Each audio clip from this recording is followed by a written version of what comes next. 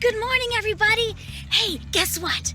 I just looked out my back door, and you know what I think I saw? I think I saw the Easter Bunny in my backyard. He's hiding behind a tree.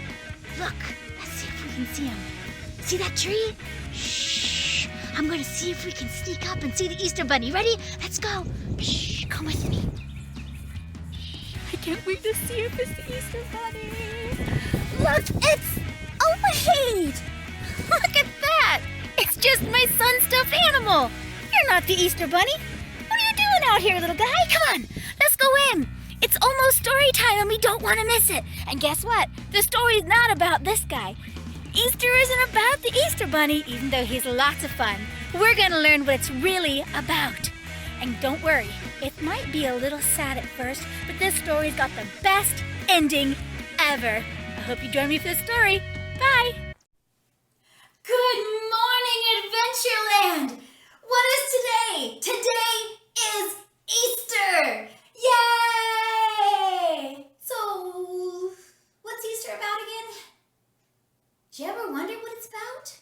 We have a lot of great traditions about Easter, right? We do all kinds of fun stuff, and this year's different.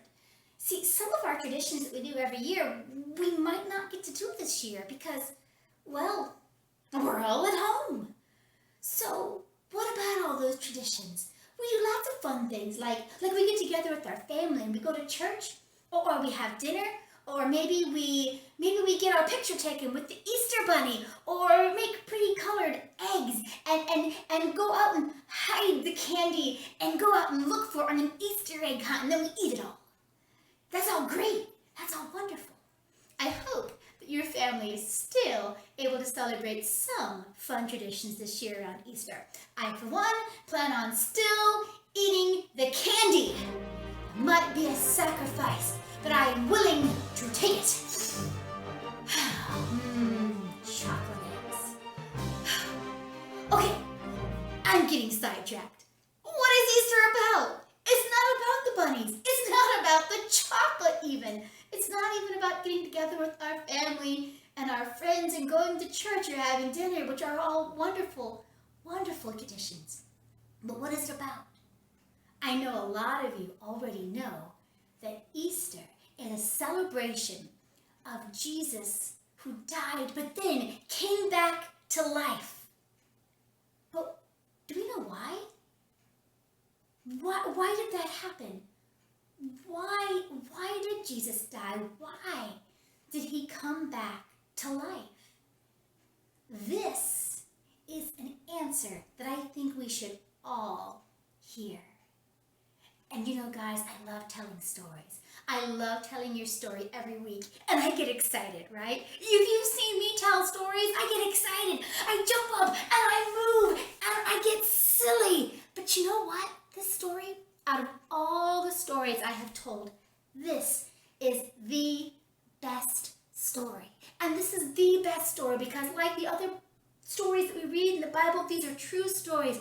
And these are stories that can change our lives in such an amazing way. And all the stories that we've been sharing are out of God's big story, the Bible.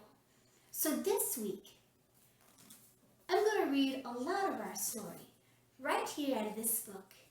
It's in the book of John in the Bible that we're going to be reading from today to learn about Easter and what it is all about.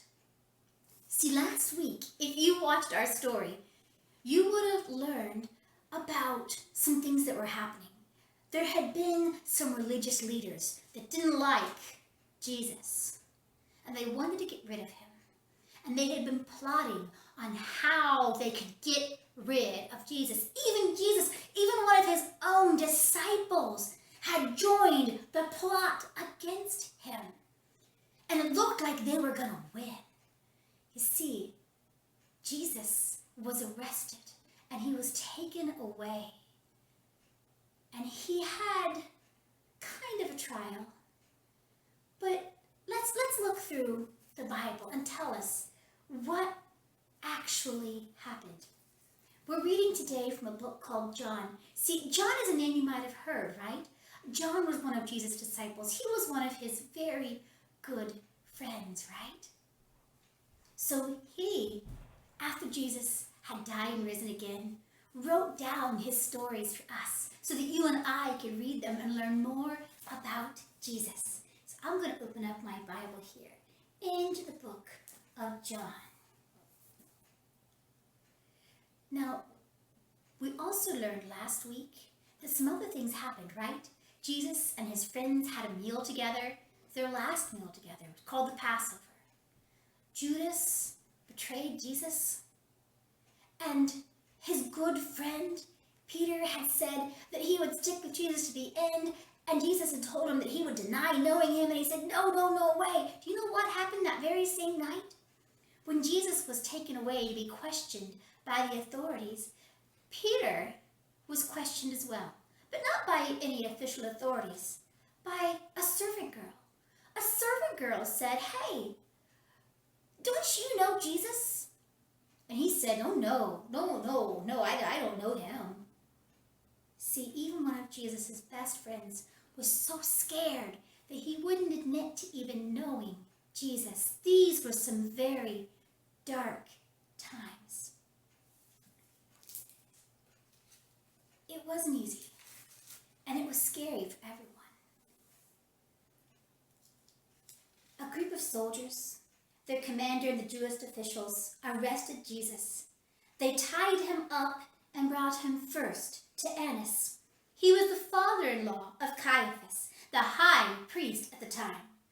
Caiaphas had advised the Jewish leaders that it would be good if one man died for the people. Wow. Do you hear what he said there? It'd be good if one man died for the people. That's what they wanted to happen to Jesus. But little did they know that was God's plan all along. That's what Jesus was there for. Meanwhile, the high priest questioned Jesus and asked him about his disciples and his teaching. So he asked him about these things, but then they sent him away. See, they sent him to Pilate. Now, Pilate wasn't real sure why that they had sent him to them. And he told them, why don't you try him yourselves by your own laws? But those religious leaders said, we have no right to put anyone to death. See, that's what they wanted. Only death was the only solution to take care of this Jesus problem they had. They wanted him gone. But Pilate wasn't so sure about this. He was a little surprised when he questioned Jesus. In fact, after questioning him, he said, I don't really see any reason that I should put this man to death. In fact, he tried to get out of it. He tried to give the people reasons and excuses to let Jesus go. But the religious leaders had stirred up the people so that they would all say, no, we want him to die. So finally, Pilate handed Jesus over to them to be nailed to a cross. The soldiers took charge of Jesus. He had to carry his own cross. He went to a place called the Skull. In the Aramaic language, it was called Golgotha. And there they nailed Jesus to the cross. 2 other men were crucified with him, one on each side of him, and Jesus was in the middle. This was awful, wasn't it? This was horrible. All those people who had had hopes in Jesus, who had believed that he was who he says he was, who believed he could do what it was he said he could do, now saw him there on the cross, and it seemed like the end. The end. How could it be true? There he was, up on that cross, and how could any of believed in him must have wondered, was it a lie? How can anything he said be true now, at this time, if he dies? And Jesus did draw his last breath, and he died. And they took his body down from the cross, and they took it and they put it into a tomb that belonged to a man named Joseph of Arimathea. They put him in and they rolled in a great big stone over the entrance. And that seemed like the end. But it wasn't. At this point, everything was turned upside down. It all began with the rolling away of a stone. We're going to read right here out of the Bible again what happened.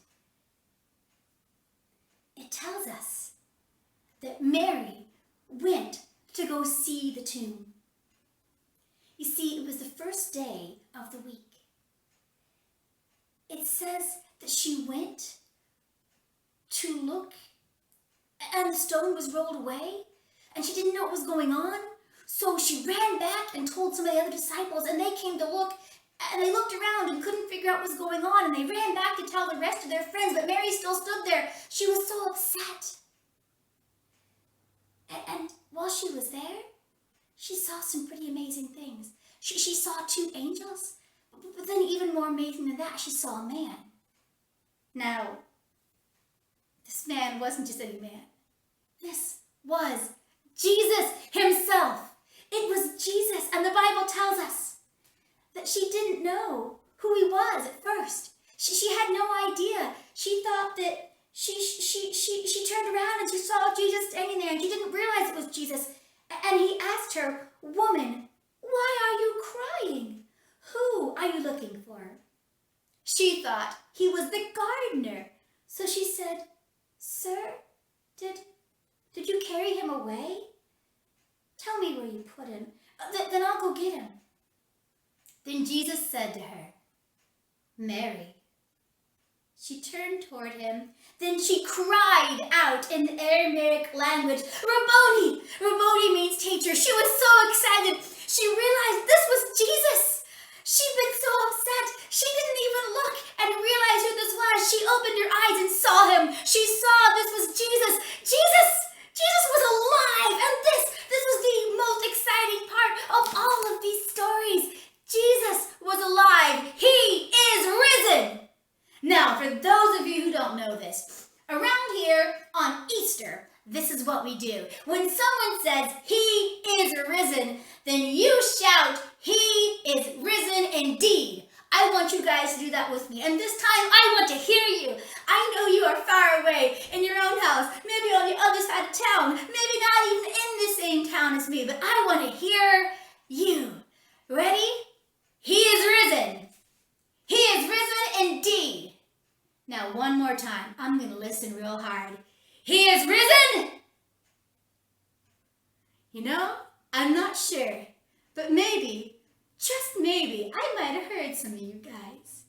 That is the most exciting news. That is the best part of the story. Jesus was risen from the dead, and he was alive. So yes, what he said was true. What he promised was true. It was all true.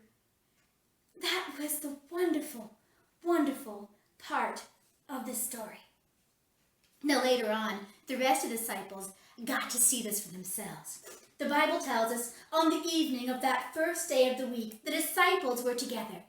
They'd locked the doors because they were afraid of the Jewish leaders. Jesus came in and stood among them, and he said, "May peace be with you." Then he showed him his hands and his side. And the disciples were very happy when they saw the Lord. They were so happy because he was alive. This is the most wonderful news. He was alive.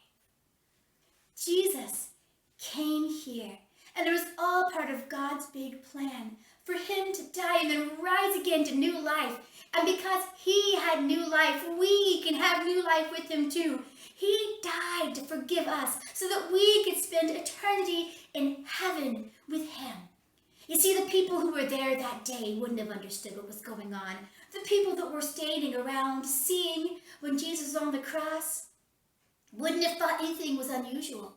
You see, in those days, criminals were hung up on a cross as their punishment to die. This happened often. And the people that saw him there would have had no idea what was going on.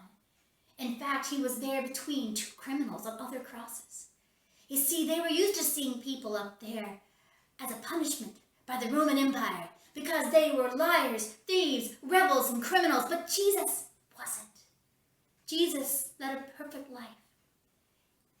Jesus said himself earlier, in last week's story, when Peter tried to attack one of the guards and Jesus stopped him, he told us that no one took his life from him. He chose. He could have called down angels to rescue him at any time, but he didn't. He says, "No one takes it from me. I give it up myself. And I have the authority to give it back up." His life. He's saying there, he has given his life himself. And he has authority to pick it back up. What does that mean? That means he knew he was going to live again. Why? Why did he do this? He did this for us. He did this for you. He did this for me. He did this for all of us. Because of his love for us. To forgive us and give us a relationship with him forever and ever.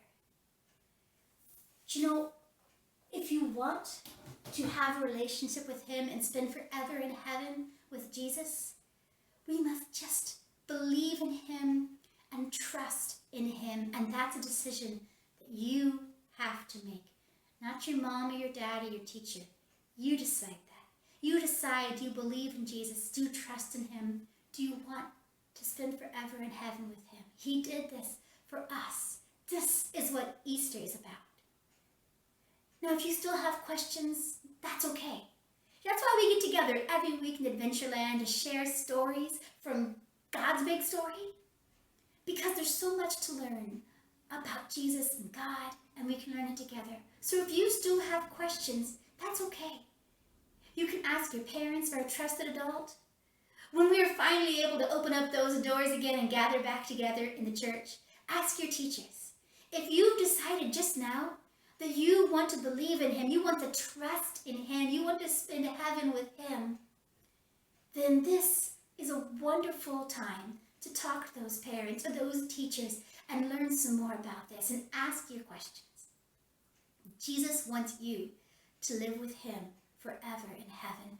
And this is what Easter is about. This is what he did for us. So, this Sunday, I hope that you and your family celebrate Easter together. And even though we can't go to the church and we can't go to our friends or our family houses, this is still the most wonderful day ever. It is Easter. He is risen. I hope you guys remembered what you're supposed to say there. It is a wonderful day. It is a wonderful day, Easter. Celebrate it with your family. Celebrate it by yourself. Just remember, Easter is about God's love for us. Jesus coming back to life, forgiving us so that we can be with him. Best day ever. Guys, thank you so much for joining us for this story today. This is the best story. This is my favorite story. And I hope you guys enjoyed it too. So before we finish together, will you please pray with me today? We'll close our eyes and bow our heads. Dear God, thank you so very much for this story, the best story. Thank you for Jesus coming as part of your big plan. Thank you for sending him to die for us and then rise again so that we could also have life forever with you, to forgive us for our sins and give us a relationship with you.